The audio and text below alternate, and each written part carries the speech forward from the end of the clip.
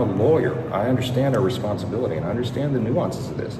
The details matter in how you do this. You have to protect the innocent victims who do not want to come out and stand behind the microphones. And I think the women who spoke yesterday clearly understand that. They told me that themselves. In fact, I met with him privately before he went into oversight yesterday, and I explained the necessity of that. And every single one of them nodded and said, of course, yes, please do that. But Trump called it a hoax yesterday. What Trump is referring to is the hoax that the Democrats are using to try to attack him. He has never said or suggested or implied. I've talked to him about this many times, many times.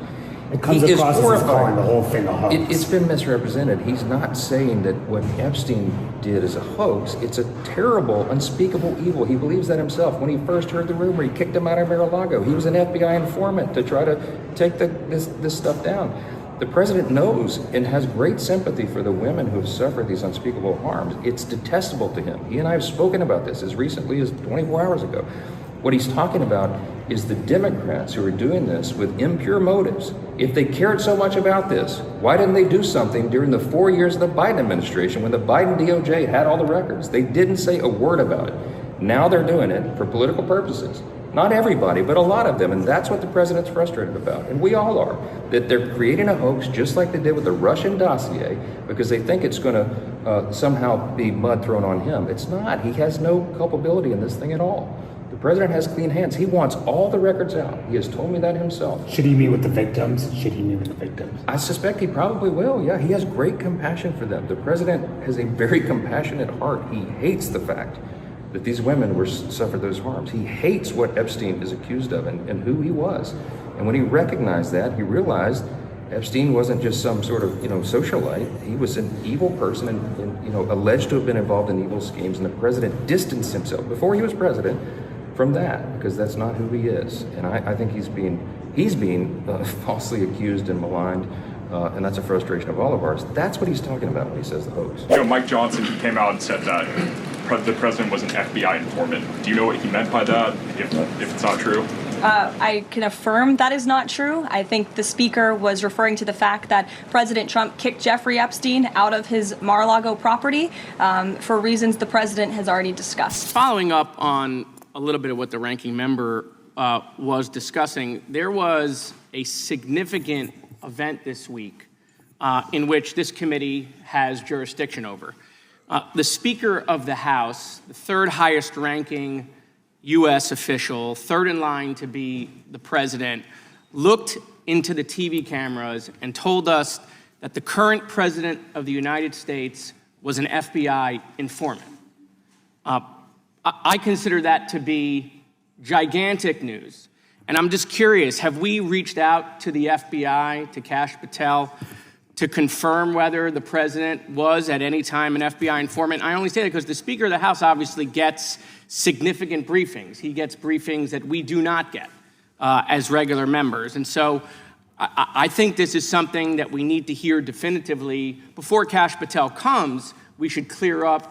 Maybe that we should send a letter to him to find out if the president was an informant. And if he was an informant, is that because he was working with the FBI after he was hanging out with Jeffrey Epstein?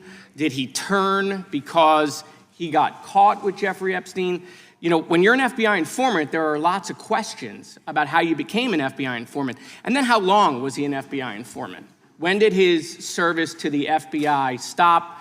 Being a member of the deep state, when did he stop doing that? I mean, look, if a regular member had said this, I would discount it. But the Speaker of the House is the one who said it. And then he said afterwards, well, I may have misspoke. Well, what was his misspeak? Instead of informant, did he mean agent? I mean, what is the misspeak for informant? I mean, I don't know another word that we use when we're describing an FBI agent or FBI informant or undercover.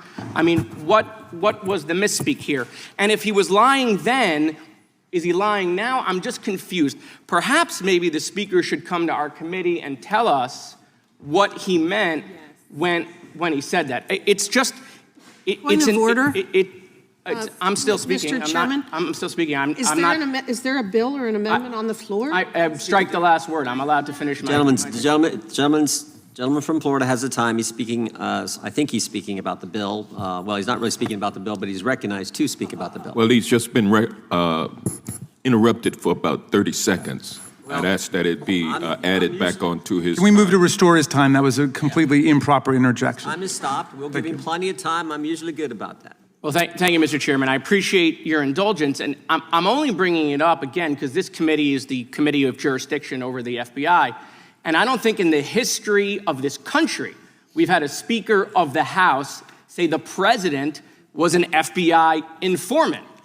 That's a dual role if I ever heard one. And so I just think we have questions, Mr. Chairman, and on a bipartisan basis, maybe the answer is no, he wasn't an FBI informant, and that's fine if the answer is no. I just think we need to hear from the FBI. The Speaker has confused the American people whether Trump was working with the FBI against Jeffrey Epstein because he had information about Jeffrey Epstein, because he was there for a long period of time, and then got turned maybe by the FBI. Did Trump ever go undercover? These are questions that the Speaker has raised. By the way, President going undercover would be interesting, but these are questions that he's raised. That is not a misspeak. There is not another adjective or verb for FBI informant. Right? I understand the president kicked him out of his club.